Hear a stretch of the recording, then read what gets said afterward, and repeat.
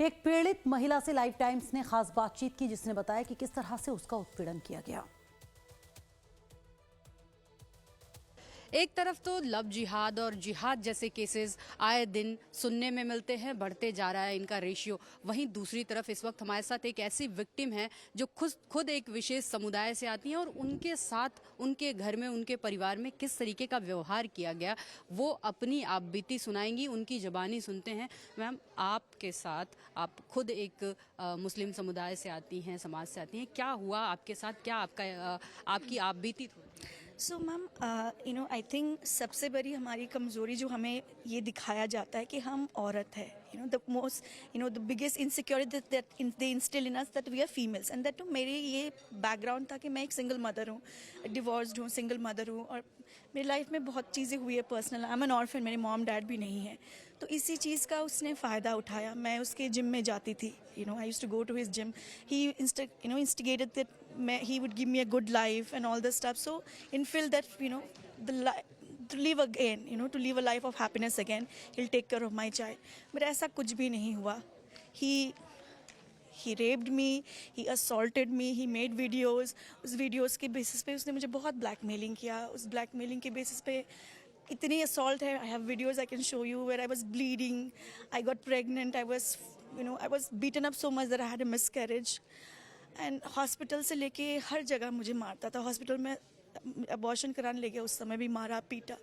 और जब पुलिस को मैंने कॉल किया, पुलिस वालों ने ये बोल दिया कि जाके शादी कर लो, शादी कर लोगे तो केस नहीं होगा। तो he took me from that day, I remember 29th of September, the darkest day of my life.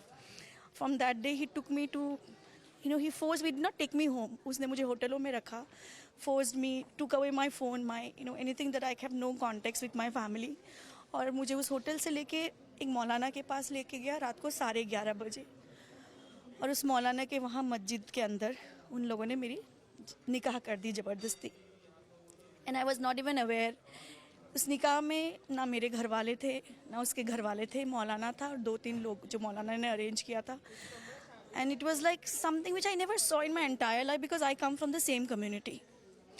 उसके बाद, उस चीज़ के बाद लाइफ इतनी हेल हो गई मेरी कि मुझे जीने का भी मन, एज अ ह्यूमन बीइंग मुझे ऐसा लगने लगा कि शायद मुझे एज अ ह्यूमन बीइंग मेरे राइट्स सब खत्म हो गए। ये एक ऐसी विक्टिम थी, एक ऐसी महिला थी जो खुद मुस्लिम समुदाय से आती हैं और इनके साथ किस तरीके की घटनाएं हुई, क्या चीज़ें हुई, इन्होंने अपनी आप बीती हमें सुनाई और क्या किस तरीके से दुर्दशा होती है महिलाओं की समुदाय विशेष में, ये भी बताया।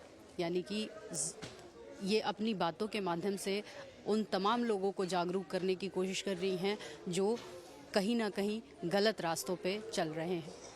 वीडियो जर्नलिस्ट विवेक शुक्ला के साथ मैं खुशबू सिंह, लाइव टाइम्स दिल्ली। केरल की एक ऐसी ही महिला से हमने बातचीत की जो इंटेलेक्चुअल जिहाद का शिकार हुई है। लाइव टाइम्स रिपोर्टर खुशबू सिंह से बातचीत की, उन्होंने अपनी आप बीती सुनाई, आप भी सुनिए। इस वक्त हमारे साथ एक ऐसी विक्टिम मौजूद हैं जो खुद जिहाद का शिकार रह चुकी हैं। आप इनसे ही जानते हैं कि इनका क्या एक्सपीरियंस रहा है, किस तरीके से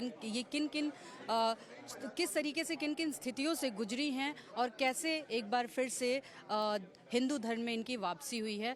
श्रुति जी, सबसे पहले आप अपना वो एक्सपीरियंस बताइए, किस तरीके से आप कन्वर्जन की तरफ गई, क्या चीज़ें हुई और कौन सी चीज़ें थी जो आपको उधर कन्वर्ट होने के लिए जिसने अट्रैक्ट किया? देखिए, हमारे समाज में अभी 6 तरीके का ब्रेन वॉशिंग सिस्टम चल रही है। हमारे पीढ़ियों को बहुत बचपन से इन्फ्लुएंस करने वाले 6 तरीके के ब्रेन वॉशिंग होती है। एक तो आभ्यंतर इंटरनल प्रॉब्लम्स होती है, इंटरनल इश्यूज होती है जो हर एक मत में होती है, जैसे अंधविश्वास हो, अनाचार हो, दुराचार हो, ऐसे अलग अलग तरीके में प्रमाद है, अज्ञता है, ये सब कुछ। और दूसरा होते हैं रेडिकलाइजेशन, रिलीजियस बेस्ड रेडिकलाइजेशन होती है। और तीसरा होती है ये क्या बोलेंगे, हमारे अपने अपने राष्ट्र बनने के लिए एक राष्ट्र के संस्कृति को टुकड़ा टुकड़ा करके काम करने वाले लोग होते हैं। और कई कुछ ऐसे लोग हैं राष्ट्र के विरुद्ध होने वाले, एक सिस्टम हमारे यहाँ चालू है, हमारे भारत में एक सिस्टम ऐसा चलते हैं। और पांचवी शक्ति होती है, कई कुछ एथिस्टिक कॉन्सेप्ट्स होती है, नास्तिकवाद हो, सुखवाद हो, ऐसे करके कई कुछ एथिस्टिक कॉन्सेप्ट्स होती है।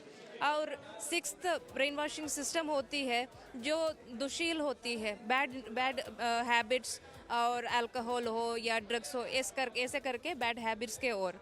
तो इनमें से रेडिकलाइजेशन की विक्टिम थी मैं, आइडियोलॉजिकल जिहाद की विक्टिम थी मेरे।